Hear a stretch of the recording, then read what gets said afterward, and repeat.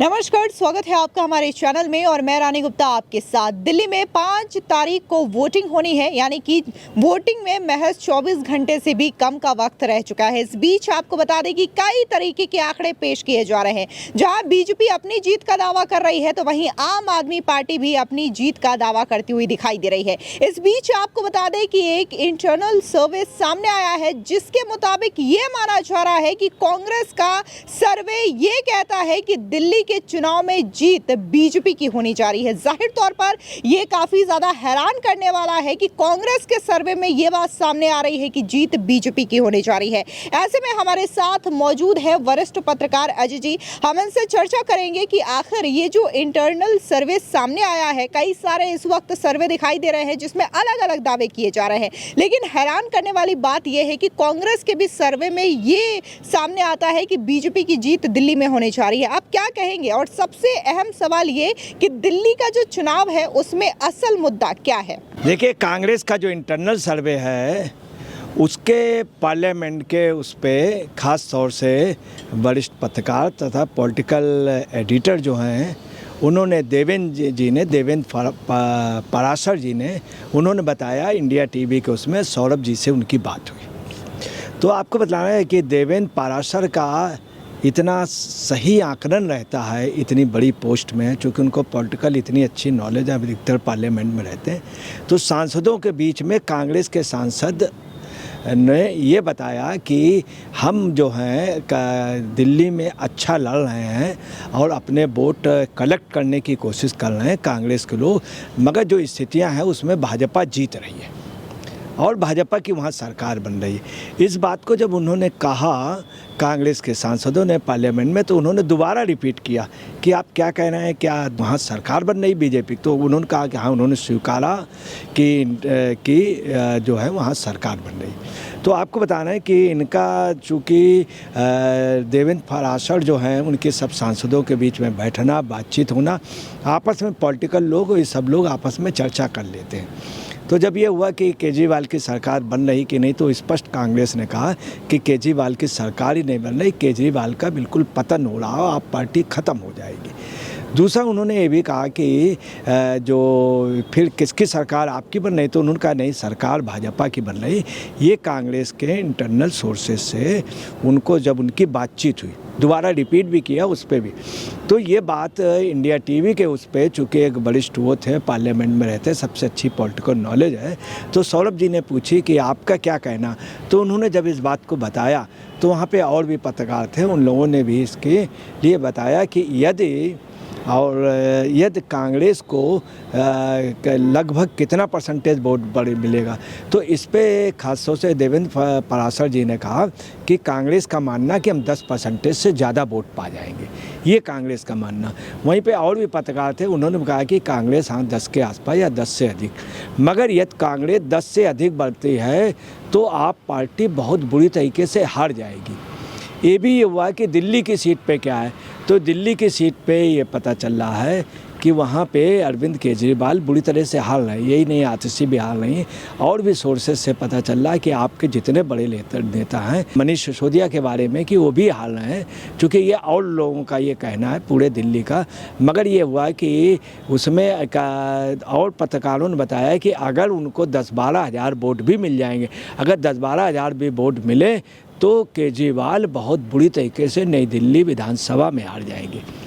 इन सब के साथ ही सौरभ जी ने इस चीज़ को दोबारा रिपीट कराया कि तो मैं इस चीज़ को बिल्कुल नोट करूं और इसको चीज़ को मानूं। तो बोले हाँ आप ये करिए, चूँकि मैंने उनसे बाकायदे पूछा है कांग्रेस वालों से, कांग्रेस वालों ने अपने इंटीरियर सोर्सेस से सब बताया, और स्थितियाँ ये है कि उन्होंने एक बात और बोली कि कांग्रेस के नेताओं ने ये भी कहा कि पहले तो हमारा ये था कि ये अगर हम लड़ेंगे तो बीजेपी जीत जाएगी, परंतु बाद में जब हमने देखा कि केजरीवाल की ये स्थिति है तो हम लोगों ने फाइट की, और फिर ये हुआ कि अब हम लोगों को लड़ना है अब, परंतु जीत चूँकि बीजेपी रही है, केजरीवाल बुरी तरीके से हार रहे हैं, हमें अपना वोट भी सेव करना है, तो हम कूद करके क्यों ना युद्ध के मैदान में कूद करके अपने वोट को एकत्रित करें और हम खास तौर से अपने को मजबूत करें।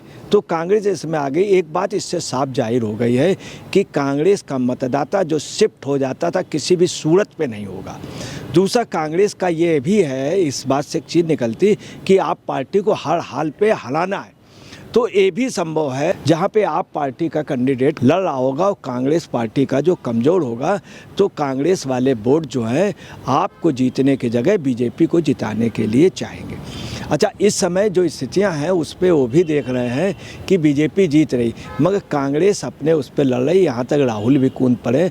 अब जो है प्रेस्टीज इशू की बात आ गई कि राहुल को एक इमेज बचाने की, कांग्रेस को इमेज बचाने की, इसलिए ये अपना वोट कलेक्ट करेंगे, अपना नियंत्रित करेंगे। किसी भी सूरत में कांग्रेस अपना एक भी वोट आपको नहीं जाने देगी। अच्छा पत्रकार जी, यहाँ पर अहम सवाल ये भी है कि दिल्ली में जब वोटर्स हैं वोटिंग करने के लिए जाएंगे तो उनके सामने मेन मसला क्या होगा, क्योंकि दिल्ली में कई सारे मुद्दे पिछले 10 से 11 सालों में देखने को मिले हैं जिसको लेकर के बीजेपी हो या फिर कांग्रेस हो टारगेट करती हुई दिखाई दे रही है। चूंकि आप एक वरिष्ठ पत्रकार हैं, तो आपके मुताबिक दिल्ली में जो मेन फोकस है, मेन मुद्दे हैं, वो क्या है? देखिए, मेन मुद्दे जो हैं, सबसे बड़ा मुद्दा आया है जो वह है वो पेयजल, जो पानी है वो मटमैला गंदा आना। दूसरा, इन्होंने एक जो झूठ बोल दिया कि हरियाणा से जहर मिलाया जा रहा है। इस चीज़ को हरियाणा वासी जो यहाँ रहते हैं उन्होंने बहुत सीरियस लिया, दिल्ली वासियों ने बहुत सीरियस लिया कि पानी बहुत गंदा आ रहा शुरू से,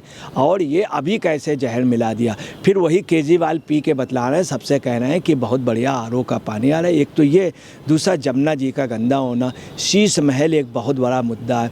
शीश महल में जितना मतलब ऐश का सामान था, करोड़ों रुपए के पर्दे, बहुत कीमती बाथरूम, सुनहरा सोने की तरीके का बाथरूम, तो ये सब चीज़ें जो हैं। दूसरी, इतना भ्रष्टाचार, शराब घोटाले में भ्रष्टाचार, जल बोर्ड में भ्रष्टाचार, और मोहल्ला क्लिनिक, डब्बा क्लिनिक, तो सब लोग जान गए, नहीं वर्ल्ड क्लास का स्कूल था, नहीं मोहल्ला क्लिनिक में एक्सपायर डेट की दवाइयाँ थी।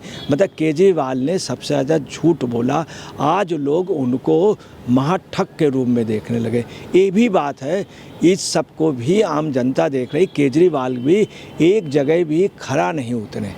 दूसरा, इन्होंने जो कहा था कि पानी बिजली माफ़ हो जाएगा, पानी के बिल लोगों के 2-2 लाख आ रहे हैं, बिजली के बिल ज़्यादा आ रहे हैं, उस पर भी ये माफ़ करने के लिए नहीं कह रहे हैं कि अगली बार आप चिंता न करिए, हम उस पर विचार करेंगे। मतलब माफ़ नहीं करेंगे, कम हो जाएगा, और ऑलरेडी बिल ज़्यादा। तो यही सब बातें हैं कि कांग्रेस का पतन के भ्रष्टाचार के उसमें।